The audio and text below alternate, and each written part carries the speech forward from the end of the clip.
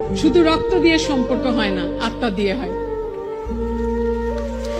আত্মাটাকে বড় করতে হয় রে বাবা, মনটাকে অনেক বড় করতে হয়। সমুদ্রের মতো বড় মন নিয়ে তোমরা আজকে যেখানে দাঁড়িয়ে আছো, এখান থেকে যাত্রা শুরু করবে, এটি আশা করি তোমাদের কাছে।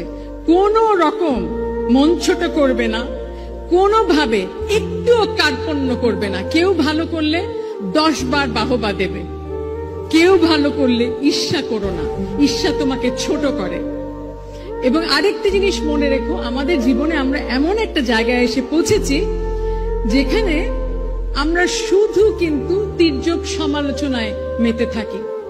সমালোচনাটাকে গঠনমূলক করো, যেন আজকে দাঁড়িয়ে সমালোচনা যেটা করছো, যাকে সমালোচনা করছো তাকে গিয়ে পর মুহূর্তে জড়িয়ে ধরে বলতে পারবে যে ভাই, আমি তোমার ভালো চেয়েছি বলে তোমার জন্য সমালোচনাটা করলাম।